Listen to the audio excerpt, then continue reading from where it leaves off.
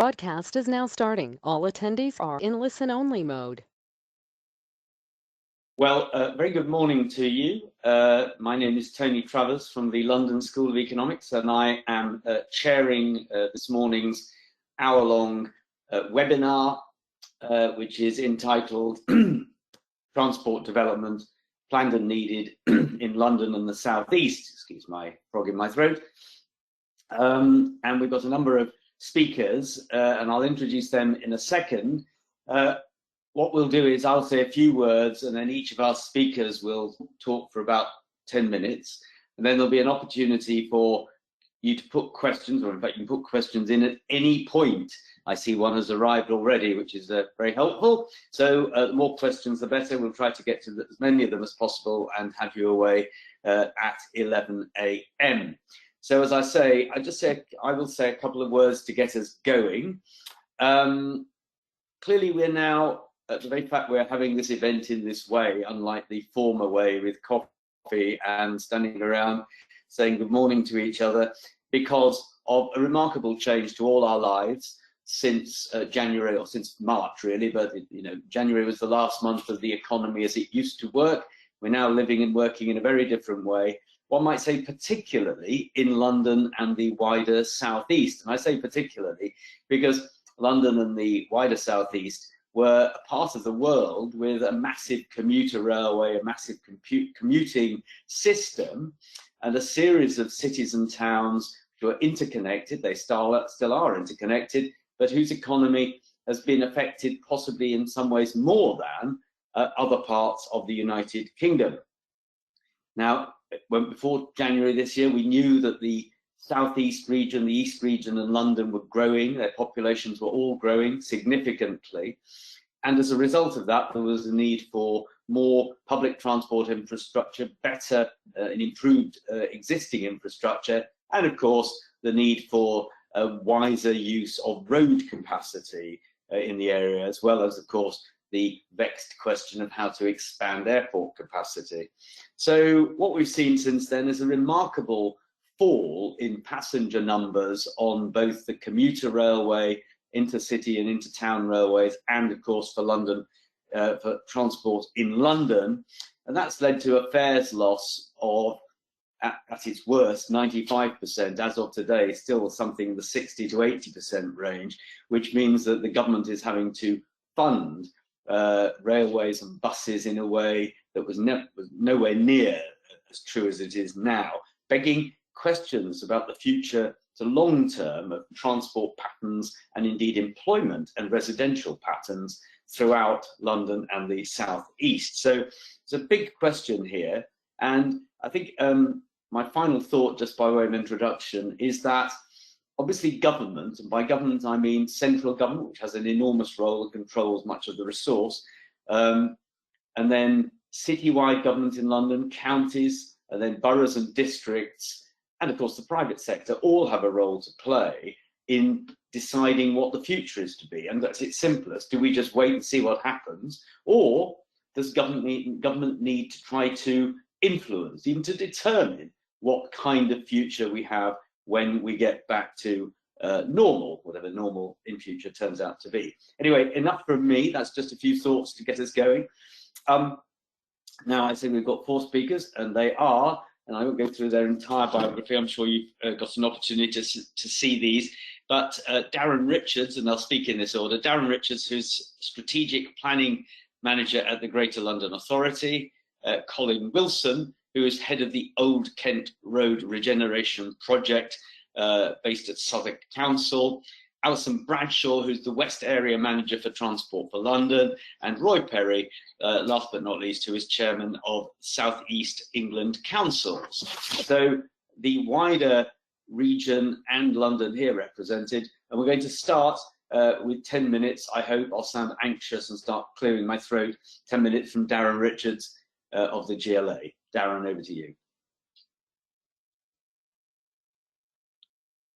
Okay, good morning, everyone. Yeah, my name's Darren Richards. I work at the GLA in the planning team, and I work on opportunity areas. So here's a map of this key diagram from the London plan.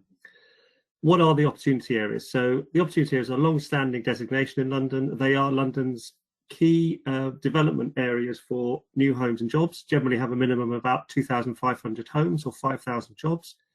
We have there all the designations, 48 opportunity areas in the New London Plan. I'm just going to briefly go through the development of the opportunity areas, how they're linked to transport, and then just focusing on 2 opportunities that we are working on at the moment and how we bring forward and support development linked to transport in those opportunity areas.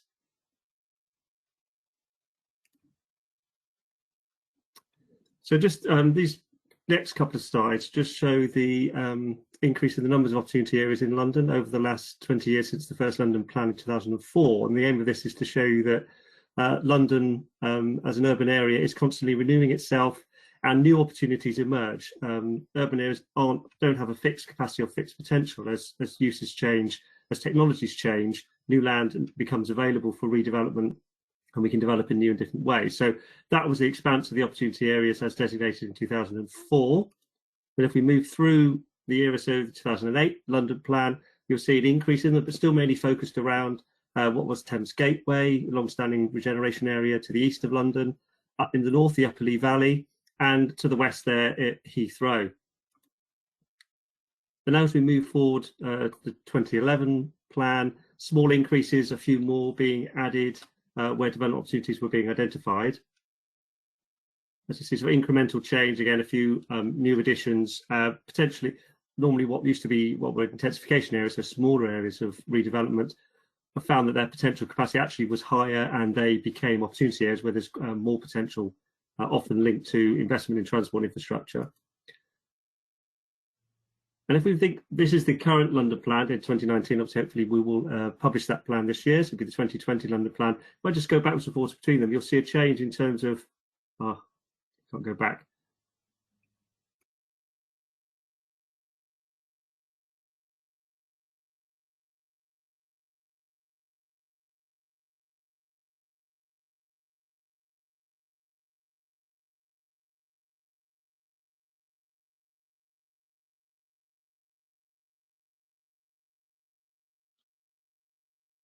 So over the last 10, 15 years, we've had development mainly focused on inner London. But now what the new London Plan seeks to do is make sure we meet more of London's needs in outer London, because outer London is now growing as fast as inner London, and we need to make sure we find the opportunities to meet that need in outer London. So there's been an expansion of identification of opportunity areas in outer London as well as in inner London. This slide here, the OA delivery vehicle, just shows you the different ways in which we bring forward opportunity areas. So although the London Plan designates them, we still rely on borough local plans to bring forward development. And this shows you the various ways that those areas are brought forward through planning documents. So at the local level, boroughs can bring them forward through chapters in their local plans, through area action plans. And you'll hear about one from Colin, the Old Kent Road. Well, that's been taken forward through an area action plan or through supplementary planning documents. But also the GLA gets involved directly, supporting boroughs in preparing what we call opportunity area planning frameworks, which are supplementary planning guidance to the London Plan.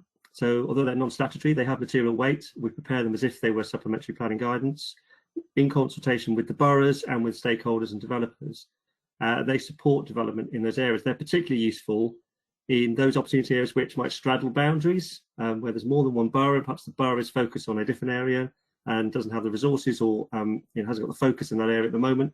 GLA supports those boroughs, providing resources and expertise to prepare a framework to bring forward development in those areas.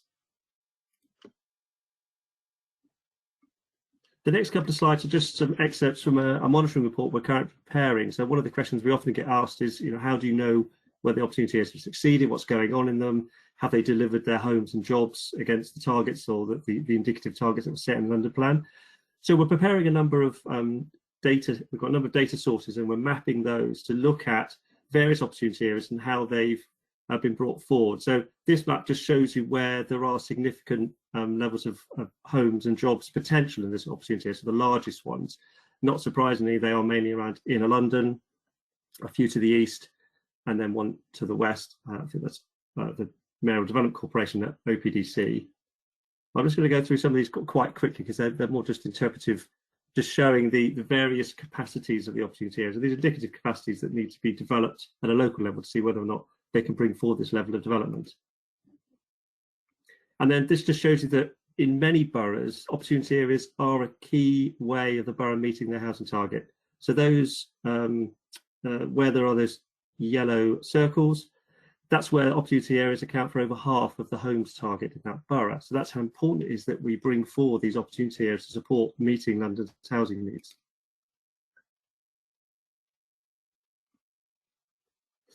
And then this just shows you some more information we've got from our LDD. So we're quite data rich in London in terms of we have the London Development Database, which tells us all the planning applications in London and their status. So we can look back and look at housing completions, how many have been in the OA and how many were outside.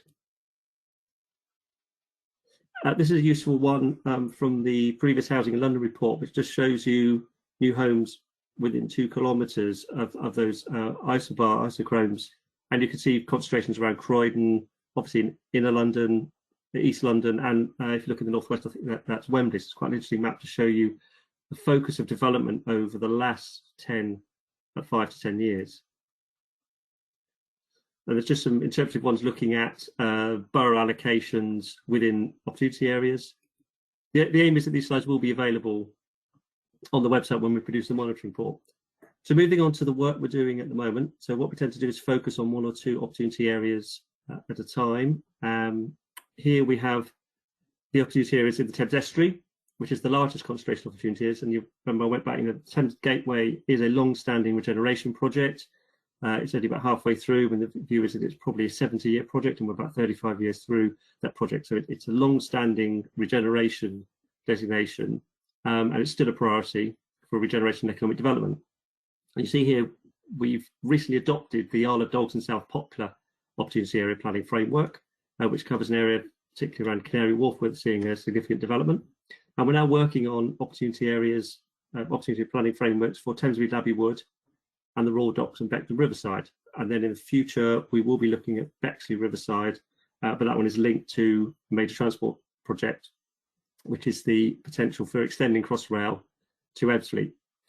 This map, I think, also shows you how connected they are between transport investment and development. So, for example, you have there the Orange Line, the London Overground, the little arrow at London Riverside is an extension that will help bring forward Barking Riverside, major development. There, you also see the purple and the black lines there, the Crossrail. Again, once open, will unlock development both to the north and the south of the Thames in this corridor. So those are 2 important schemes that are currently funded and currently being built that will unlock development. But they won't do the whole lot of development. As you can see, it's a very large area, requires more infrastructure to unlock some of these sites. I'm just going to go through some of the 2 of the key opportunity areas that we're currently looking at here. So Thamesmead Abbey Wood, we're just about to adopt this OAPF. So we started it in 2017, joint project between ourselves, Bexley and Greenwich. As you can see, Thamesmead, a long-standing development of the GLC, right in the boundary, on the boundary between Greenwich and Bexley. Unfortunately, never got the transport infrastructure that was originally planned for the area, as various schemes, bridges, extensions, tube extensions got cancelled or redirected elsewhere. So there is a deficit here of transport infrastructure that's holding the area back. So the point of the OAPF is to support London plan policies, helps us determine planning applications, but particularly explores how transport schemes can unlock development in this area. It guides new homes, jobs and infrastructure up to 2041, and it'll inform the borough's local plan reviews. Obviously, because it's guidance, it can't establish new policies. But the key aim here is about supporting an extension of the Docklands Light Railway over the river from Beckton there into Thamesmead Town Centre and potentially onwards into Bexley. This could unlock significant amounts of homes. We think up to 15,000 new homes around that area. The advantage here is that that site is all owned by Peabody, and they're currently in a JV with, I think it's Lend-Lease, to redevelop that site. And we work very closely with them and with Bexley and with Greenwich to prepare this framework to show how development here would be unlocked by a DLR extension, and setting out a spatial framework for how that development could come forward. And it's in 2 phases, really. So the key aim is that the DLR would unlock and be the catalyst for the development. In the interim, while the DLR is being constructed, you could have some development here supported by bus rapid transit. which would link Plumstead Station through the new development at Thamesmead Town Centre in the north and back down to Abbey Wood and link through to Crossrail. The issue here is that although Abbey Wood will be linked to Crossrail, will be highly connected, as you can see, that is still some way from the major development areas to the north near the river. So we still need some public transport intervention to support development up here. As I said, that OAPF's about to be adopted and will support our negotiations with government around funding for that DLR extension. So we set out here, I mentioned that the scenarios, which basically we're now saying that an intermediate scenario is not the final scenario, but would be an interim phase while the DLR is being constructed. As you can see, we move from a current baseline of 5,000 new homes through 8,000 new homes with the bus transit to 15,000 new homes. I think this shows how transformational the DLR extension will be to this area. It just sets out how there's a transport strategy that goes alongside the OAPF. It's not just about the DLR, but obviously we still need local links, encouraging walking and cycling and bus routes.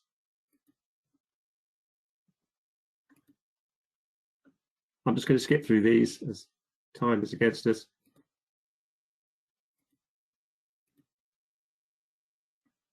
So it just shows out the public consultation we've done as part of the work on the OAPF to ensure that local people, local stakeholders have been involved in the process.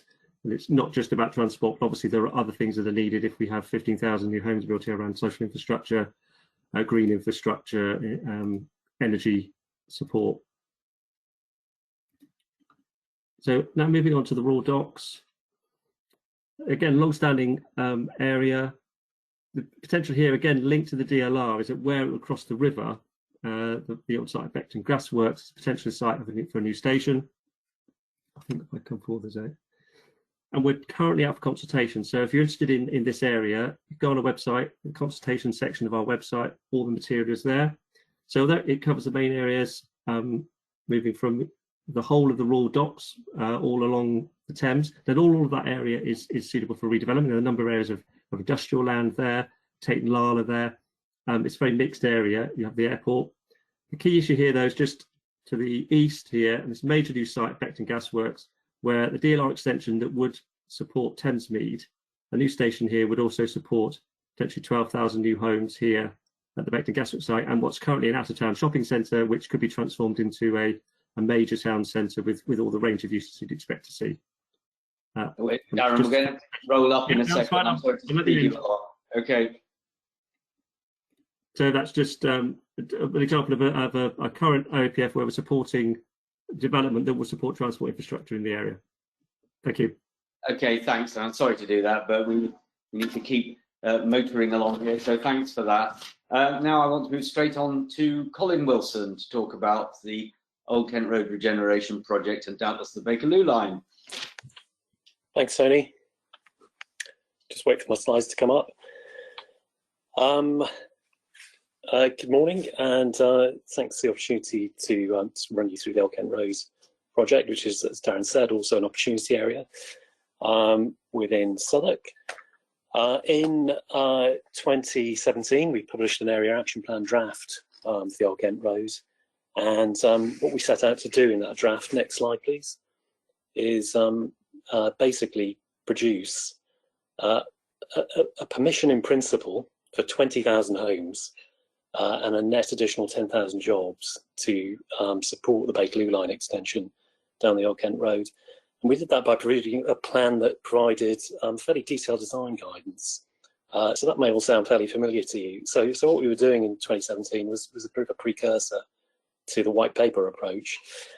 And as I go through this presentation, hopefully I can show you how that's worked and whether or not that has driven quicker planning decisions and more speedy developments in the Old Kent Road. The other thing about the Old Kent Road team is that the team I run deals with both planning policy, development control and regeneration. So it's a project-based team. So rather than having the usual sort of siloed approach within a local authority, we brought the things together just to speed it up, to have a kind of one-stop shop. Where you're not dealing with competing bits of an authority, but you just have a single place to go. Now this is a photo of the top end of Old Kent Road and the Mandela Way Industrial Estates School, Burgess Park, and you can see the Shard in the background.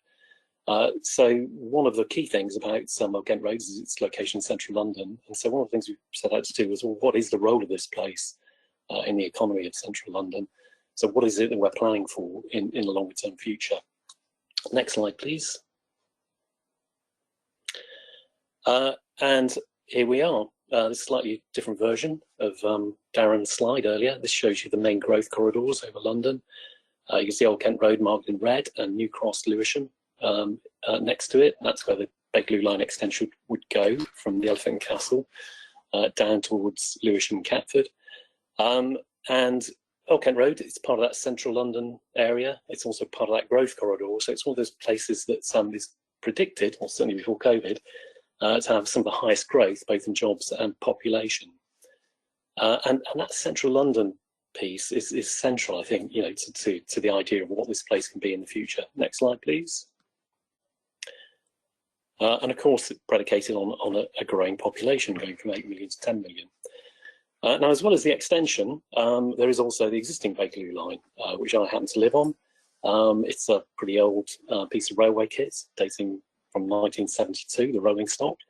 It connects, in total, 10 opportunity areas across London, the opportunity areas that Darren was talking about.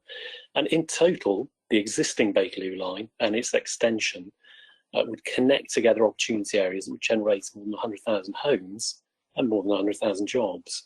So that's across London, that's outer and inner London. So it's not just necessarily about a kind of spoken hub type thing with everybody commuting into the middle. It's about connecting economies throughout London and throughout the London region.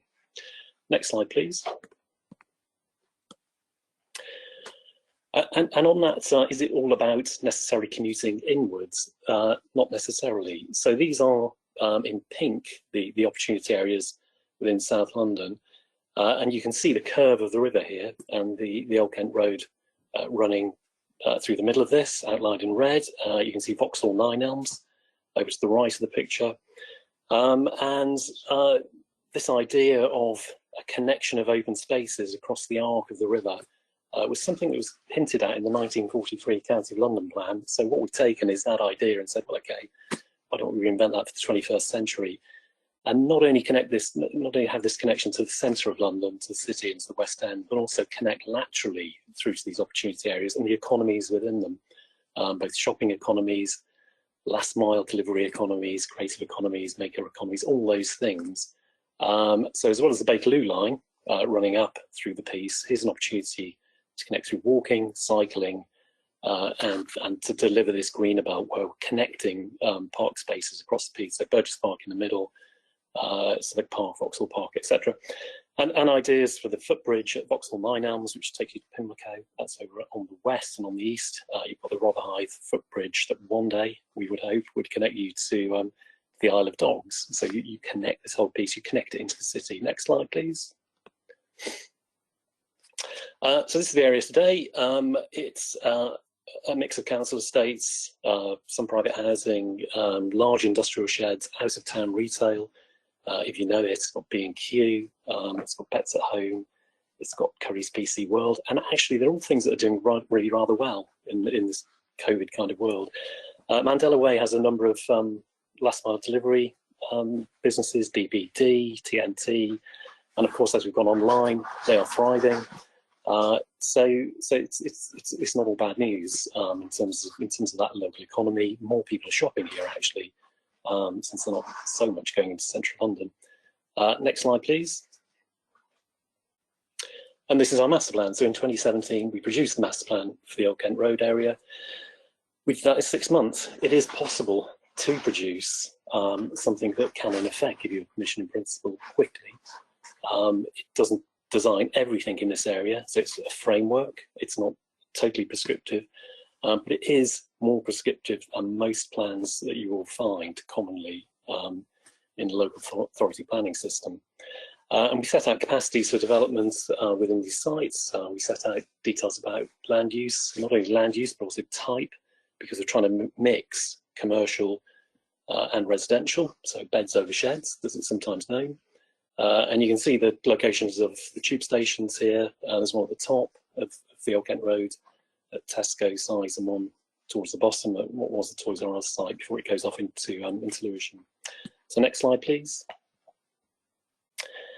And part of that permission in principle was identifying where tall buildings would be and where density of development would be, which is crucial to establishing land value, crucial to enable us to get our affordable housing and other public asks about public open space and contributions to the SIL and all those things. And our tall building policy, strategy called Stations and Crossings set out a tiered approach to tall buildings. So tier 3 is tall, tier 2 is very tall, and tier 1 is very, very tall. So the tiered approach to tall buildings rather than to lockdown. Next slide, please. And this is land use strategy. So we didn't want this just to be about a notion of office developments, but from laptops to forklifts, as we say. So it's promoting the kind of businesses that want to locate there, that will pay high rents to be there, those kind of distribution businesses, but also those maker spaces. Not everybody has done well in the recent crisis. Certainly, you know, the food industry and the support for entertainment and such like has had a hard time. So I'm not saying it's been great for everybody, but we were looking for a variety of use of commercial type uses, and this sets that out. Basically, that kind of more office laptop use is at the centre of what's called the bow tie, which is the red area, the knot, if you like, of the bow tie. That's where the tube stations are. And the further away you get from that, that's where you get to the kind of forklift end of the business world. And that's really important for us because we generate a lot of business rates from these businesses, and we take some of that business rate cut into the local authority, which helps pay for our services. Next slide, please. Thank you. There is an existing bus service in the Old Kent Road, and that will support a lot of growth. It will support, we estimate, about 9,500 new homes and about 5,000 of those new jobs, net new jobs. There are 10,000 people who already work in and around the Old Kent Road. So this is a phasing plan. Light blue is phase 1, which we can build before the Bakerloo line is in place. And the dark blue is phase 2, which we would build after the Bakerloo line came into place. So those light blue colours there are the 9,500 homes. So next slide, please. So now I'm going to run you through 2015 to 2021. And if you look at the key, yellow is planning approvals, red is approvals under construction, and blue is completions. So to Darren's point, what we're doing is we're setting out not only where we're granting consents, but where they're being implemented and where they're being delivered. And on the key, in the top right-hand corner, you can see how much affordable housing is being delivered against our master plan aspirations.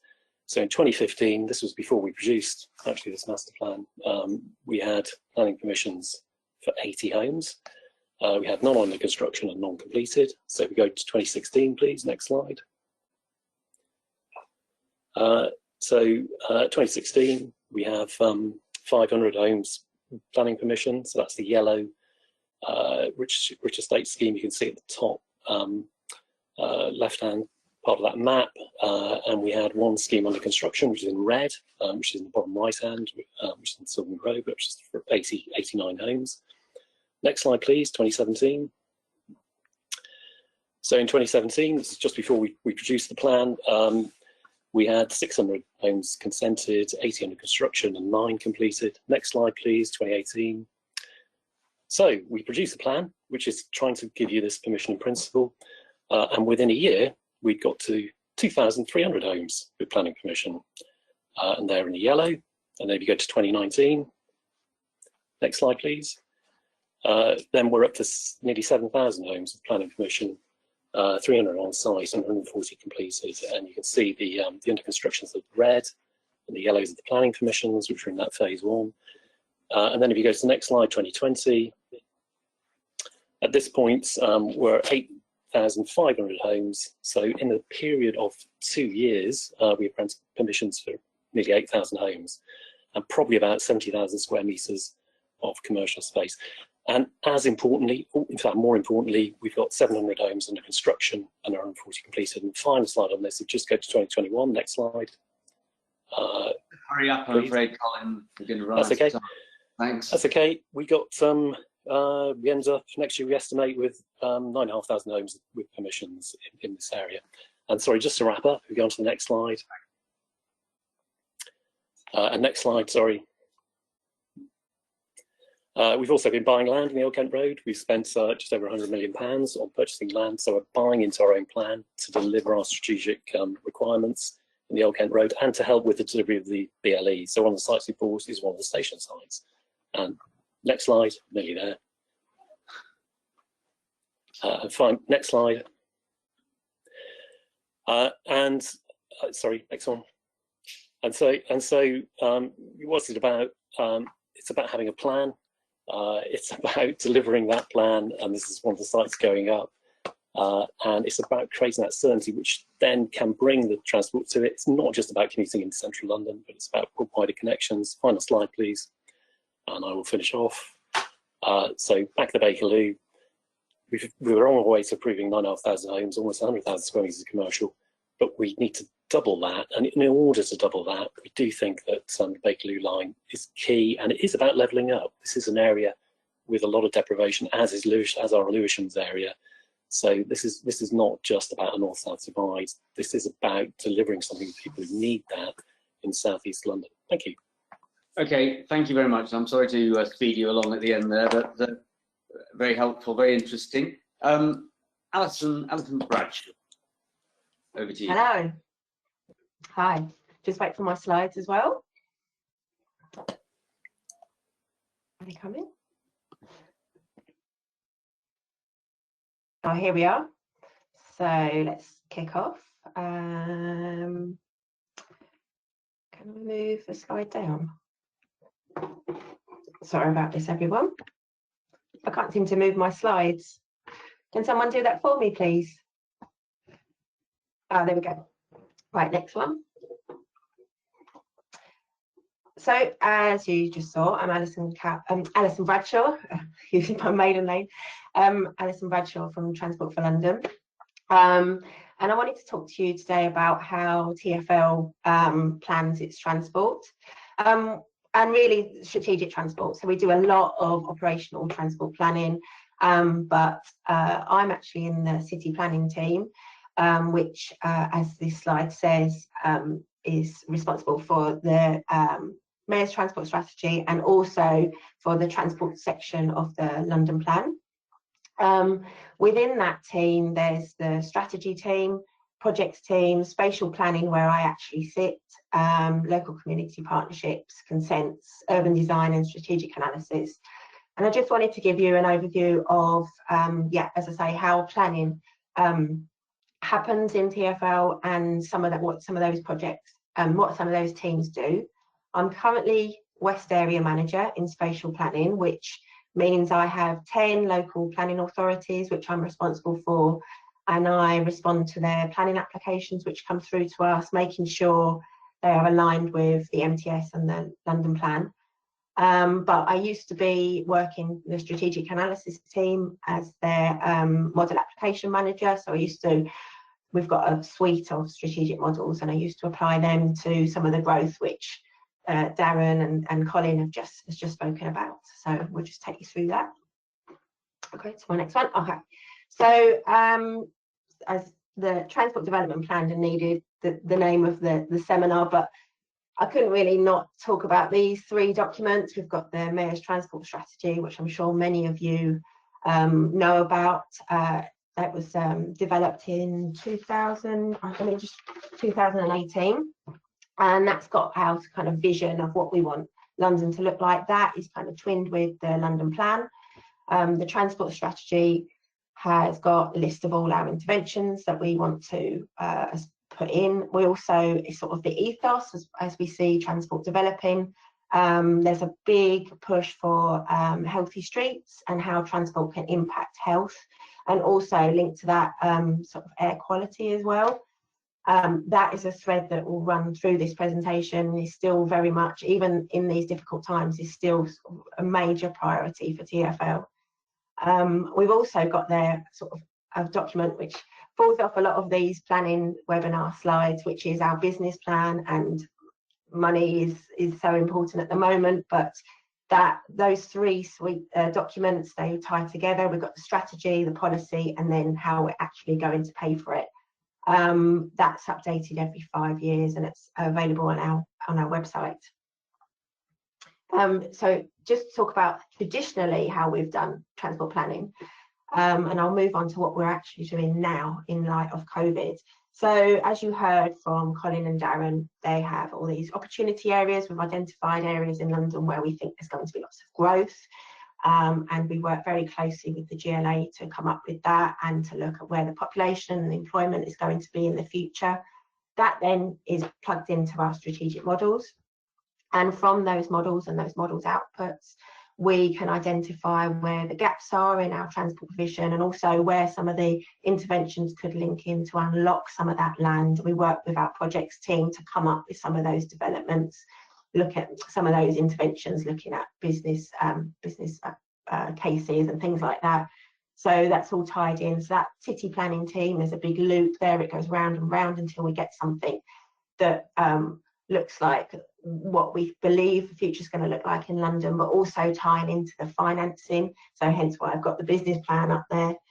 And if I'm sure many of you have looked in the transport strategy, we've got our key, when it was published in 2018, we've got Crossrail 2, which was in there, Bakerloo line extension, which Colin's spoken about, DLR Thamesmead extension, all those key, really key, I'm a West area manager, the West London Orbital, the really, really key infrastructure that we need to put in order to make London grow the way we want it to be. But moving on from there, trying to get my next slide up. So that's how we've always done, well, in the last 10 years, how we've done planning our transport infrastructure, working, as I say, with Colin and Darren at the GLA to come up with what we need. Now we're in this state of, as I'm sure many of you are in your own businesses, looking at what we now think the future is going to look like. So what are we thinking about 2030 now? How would that be? What's the impact of COVID on London? And we've stepped aside for some of those core reference cases that we've had, and we're looking at 5 new scenarios, I should say, not reference cases, 5 new scenarios. And really, they are broad representations of different extremes of situation going forward. I'll go through them, but I'm going to have a poll to see what you think, because no one really knows. We've got these and we're working on these scenarios in TfL, but none of us really know what's going to happen. So hopefully there'll be a poll put up soon to see what you think. So we've got 5 scenarios. The first one is a return to business as usual, and that is what we've seen sort of blips on the transport, public transport ridership in the past. But will we go back? Will this just be a blip, and in the future, say 2030, will it just be back to how we saw it before and continuing on our MTS and draft London plan trajectory? There's another scenario where London fends for itself. We know we've got sort of a levelling up agenda by the government, and also some of the sort of repercussions of Brexit and things like that. So where we have in this can we go back a slide? Can people see the definition? So we've got the diminished status in the UK and the wider world. Then we've got low carbon localism. That's something that's been really seen at the moment, where a lot of our movement at the moment is very much local and it's sort of active travel. We've got the remote revolution, where this working from home pattern continues. And then we've got what we call an agglomeration. Can I go back so you can see the definitions? Where we do what we've always done, and where like London is very good at its agglomeration role, but again, it's very much an unequal status in terms of the people that actually live there, unfortunately. So they're the ones that we're working on at the moment, and they've been developed in our scenarios, in our modelling scenarios, and we're working through what they mean every, well, I say month. not even that at the moment. We're revisiting those scenarios and seeing what we can learn from the data to see if they can tell us about what the future is going to hold. As yet, none of them are any front runners. We're still very much in the air. So if I go back, I go on to the next slide. I know time is ticking on, and I'm waiting for Tony to come on my screen and tell me off. But what I wanted to do is we've got all this uncertainty, and thinking about you guys watching this, what would you take away from this presentation? The big elephant in the room, I should have put an elephant here, not this picture, is the funding situation at TfL. It's widely reported that TfL has 2 weeks of funding left, and then we don't know what's going to happen. So sort of a bit of a plug for government funding, and in order to deliver some of the transport interventions which you saw Darren and Colin speak about. I think personally how London will develop, it will in the not so distant future, we'll go back to looking at our focus on local sustainable connections. I think that's more important than ever, particularly in terms of the environmental impacts and accessibility. Within that, we've got we've got the Black Lives Matter discussions which are going on, and that's really, really prevalent within TfL. We know from books like Invisible Women, the data bias within the transport planning, this is a really big discussion in TfL, and separate to our funding issues, let's leave that to the side. I think they're going to be a really key focus on how we look at transport in the future, and which which interventions we're going to put in. Obviously, we're still very much committed to the Bakerloo line extension and the DLR extension, and sort of delivering Crossrail and things like that. But I think the local connections are going to be really important. And when I'm looking at planning applications and commenting on them, I'm really looking for developers to what are they giving back to the community. I don't expect their development to end at their red line boundary. I expect them to be connecting with the local community and looking at those active travel connections to local businesses and to shops and services, connecting onto buses. Yes, we have got the big interventions, but at the moment I'm very much focused on the health of Londoners in order to get them travelling actively, and also making London an equal place. So Tony, that's all I've got. I've rushed through this. I know Colin overran. Okay, thank you ever so much, Alison. And now we move on to Roy Perry to talk about the wider southeast picture. Yeah, and that is always the issue, isn't it? And that's my role, is to just remind people in on the webinar that there is the southeast, and we wouldn't even get agreement by what we mean as the southeast. There's debate on that. I haven't got any slides. I'm a humble politician. I always remember the story of who's the most important, the surgeon, the planner, or the politician. The surgeon said, Eve was created by a rib taken from Adam's side. That's a surgical operation. The planners, the highway planners said, but before you got to that stage, order had to be created from the chaos in the firmament. And you all know the punchline. The politician said, yes, but who created the chaos in the first place? And that's the role of the politician in this, and that's my job. I'm the chairman of South East England councils, but we can't agree on where the southeast is. As far as the SEEK, South East England councils, we cover the Office of National Statistics definition of the region of the southeast. So that is to say, from Oxfordshire through Buckinghamshire, down into Berkshire, Hampshire, then along the south coast, eastwards through the two Sussexes to Kent. There are other bodies. One often hears the term the wider southeast, but I'm going to concentrate on the southeast region as I understand it. And it's important for us to remember it's an important region in its own right. We'll have a population of 10 million by the end of this decade. It's already nudging 9 million, so it's a large area. It has an economy of £200 billion per annum.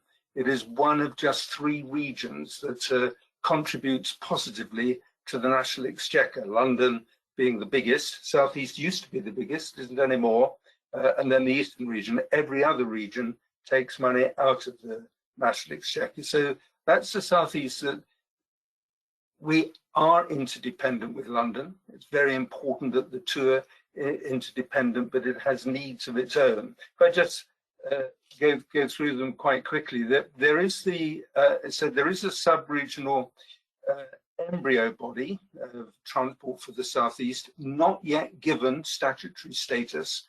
It was anticipated. That's been stopped. Good question is to ask why.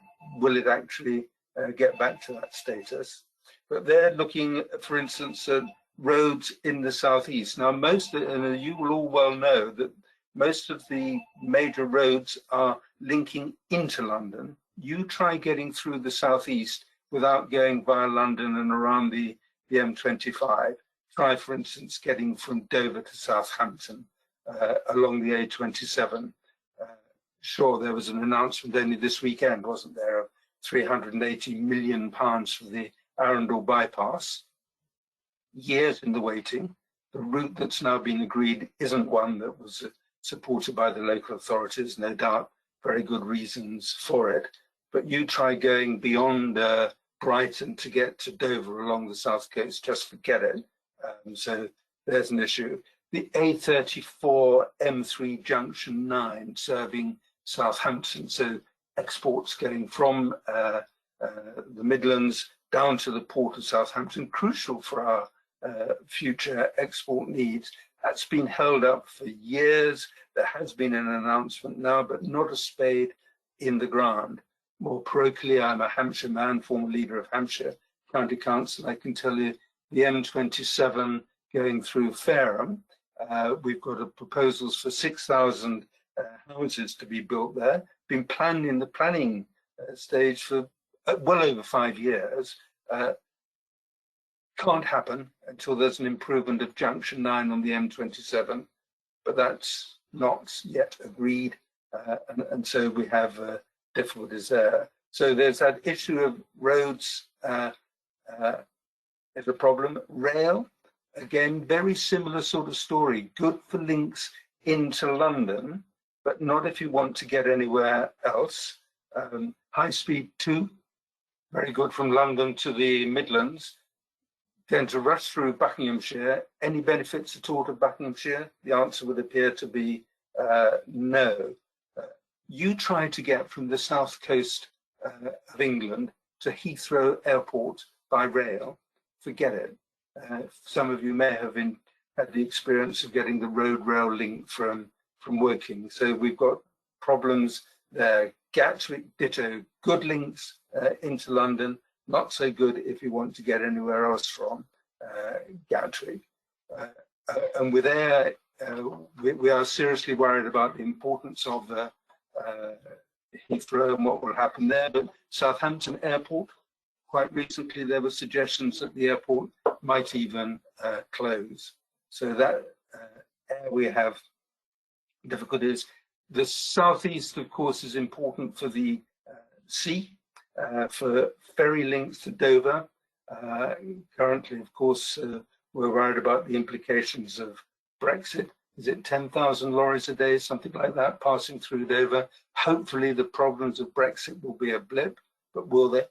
I think that's a huge question that we're concerned about. Southampton, major port that has to service, again, exports to the rest of the world.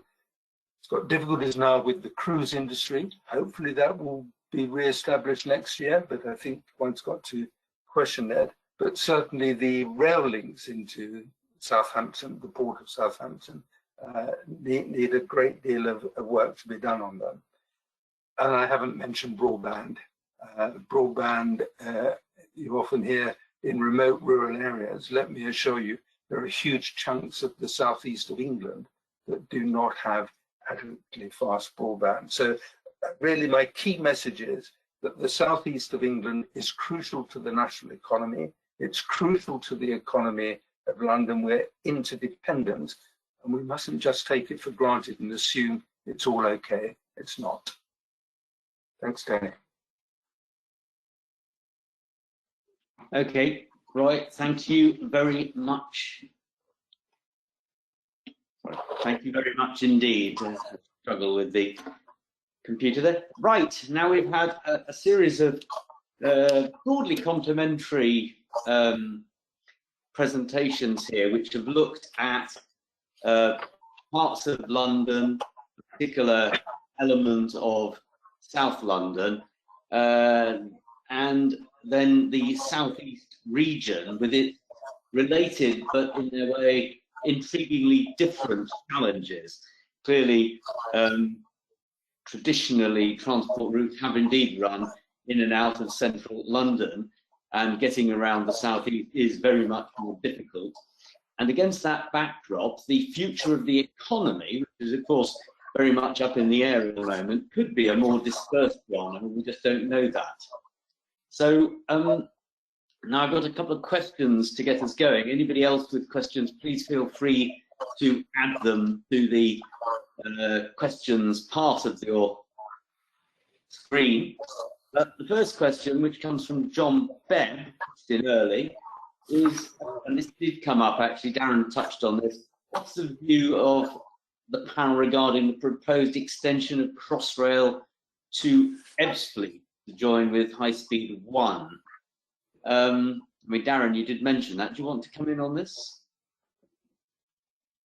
Yep, I can comment on that. So there is some work being done, led by Bexley, and funded actually from government, to look at the options around that. You know, what the best route would be, what the alternatives would be. But it isn't just looking at an extension of Crossrail; it is looking at alternative public transport options as well along that corridor. Because obviously there's an existing train line through to Dartford, so it has to look at all the options. And as part of that, it will be looking at what the implication would be for housing and jobs in the areas. And obviously, we would support that approach in Bexley, because it is an opportunity area along along the Thames there, and the potentially a number of stations there will benefit from increased services. But the balance is about cost and development. So it's still early stages. It's over the next 6 months or so, that piece of work. But the Mayor supports the Bexley, and actually touching on Roy's concept, it does extend into the southeast. So it's a good piece of collaborative working between London and the southeast, because we're working with Kent and Dartford and the authorities there to look at the implications of this transport route. Okay, good. Roy, do you want to add anything on that, or Alison, Colin? Don't feel you've got... Well, I would say obviously we would have supported the extension to up to Ebbsfleet. We haven't said very much this morning about getting people out of their cars, using public transport. Anything that makes public transport easier and quicker for people, I think, has to be supported. Okay, very good. And then from David Darnell, a question which is, even before COVID, transport patterns were probably destined to change due to Brexit and climate change. Brexit's now got a couple of mentions. Is the influence of COVID now an opportunity to reshape transport strategies, and how can industry assist government? This is a very, very big question indeed, and partly begs the question of how far government, and by that I mean all levels of government, can, as it were, decide the future and deliver it, or rather like the scenarios that Alison put up, do we just sort of wait and see what happens? I'm not saying that's what Alison was suggesting. By the way, Alison, I'm not saying you're suggesting that, but I think scenarios are the only way to think about it. But government, broadly defined, could actually help deliver one of those scenarios. So we think that the sort of the layout of the southeast is going radically to alter as a result of COVID and Brexit or climate change, or are we broadly planning for a future that looks like the past? I think TfL's initial response to COVID was that it was a once in a lifetime opportunity to get people out of onto their bikes and walking around London, and we definitely took every opportunity to put in streetscape schemes and things like that to encourage that behaviour. I think hopefully that will continue. We are seeing a lot of people moving around in their cars, unfortunately, but I don't know whether that's just I can't say whether that's just a blip and that actually they will return to the convenience of public transport or not. I think your guess is as good as ours, really. Well, I mean, that's why I say I think scenarios are the only way forward at the moment, and I think it is a wise way of doing it. But I think the scenarios, personally, should then prompt policymakers. Roy, you're a policymaker. Then to decide what they want and deliver it. I'm not putting all the blame on you. You're not the Prime Minister yet, but Roy, I mean, how far do you think politics and politicians, counties, London authorities, the government can work together to deliver a chosen future rather than just waiting to see what happens? I mean, I think what you said, it's anybody's guess, really. We are in a different world. There's no doubt at all about that. Last year, I chaired a setup called Hampshire 2050. We tried to look forward to 2050. We didn't even see the COVID coming, so who knows what's going to pop up. But certainly we have conducted, and we've conducted surveys. People recognise that there's climate change, quite apart from COVID, that their methods of getting around and lifestyles will change. People perhaps will. We're conducting this webinar this morning without having to get on trains, without having to go into London to have the event. So I think we are moving into a different world. In some respects, that will be good. What it's definitely going to mean is that housing that is developed has got to be developed that will accommodate electric charging points for cars. Personally, but I'm an old man, I don't think, although people say they will get off out of their cars and onto their bikes, I'm not so sure that will actually happen. But I think there will be more use of bicycles and getting around, but people will still want cars. So I think we have to arrange for transport provision that will accommodate the cars of the future. It's a difficult one, you know, and this is the politicians' problem. People will say what they intend to do, and it's good people who answer those surveys, but they don't always do it. There wouldn't be any litter, would there, if everybody was to do things properly? So I think we're definitely in a changed world, and it's the duty of planners and politicians to work out that we get that. And maybe COVID has just given us that immediate shock to know that we've got to do something in a different way. Okay, and we're going to run out of time in a second, but how can we realistically fund future transport development when the Treasury will be tightening purse strings in years to come? Asks Sean McKee. And then a linked question from Martin Woodhouse, really for Roy, but I'd like, I want to just everybody to chip in briefly. Do you think the government's levelling up agenda is undeliverable in a post-COVID world? Should they be supporting net positive contributing economies, which is London, the southeast and the east, I think? So just as a brief final word from each of you, picking up those questions. So levelling up, oblique, where to get funding in this difficult next 5 years, and it is only 5 years. Alison, let me pick on you. I'll come out, you're on my screen. Alison, Colin, Darren, Roy, I'm going to do it in that order. Alison. Where to get funding? Oh, if I only knew. It's really difficult to answer, particularly, as I said in my presentation, TfL in the situation it is in, having so little money at the moment. I think there does have to be some investment from government, as we said in the previous question about how we shape the future of transport provision, particularly for London. It's such an important global city, and to keep it bringing in the income it does. Yeah, how to fund? I don't know. Colin, Darren, have you got ideas? Colin, all right, pass it on to Colin. You take over the chair. That's better for me. Very good. Colin. Yeah, thanks, Denny. Yeah, I mean, it's going to be more difficult, I think, down the Bakerloo line extension there. Yeah, I think it's without doubt made it more challenging because of the nature of the change around COVID. But I think if you think of the city of 8 million people, they're not all going to be leaving in the next 6 months. So in terms of agglomeration economy, it's still there. The economy around the Old Kent Road in South East London is still ticking along. And in terms of funding, what we've been looking at is funding from that tax base. So a business tax base, which in some instances is expanding. I mentioned the internet last mile delivery businesses, which are just ever growing. And you know, also those support services that can work from home. I mean, working from home, that means 8 million people within what 10 kilometres where I am at the moment are working from home. So that's a massive business and tax base. So I think it's getting hold of more of that tax base from central government, and it's kind of interesting at the moment. I suppose a lot of debates with the arguments about Manchester and lockdown are about devolution. They are about having a greater degree of local control over how you get the money and what you spend it on. So I think, you know, despite COVID, but there's still those opportunities for looking at greater business rate take. My emphasis on delivery is about delivering the means to raise that money and to justify the investment that you're taking. So that would be my take on it. Okay, thank you very much. Darren? Well, I can say what it isn't. We're very clear that the government's proposals for a nationally set levy are definitely not the way to fund infrastructure projects.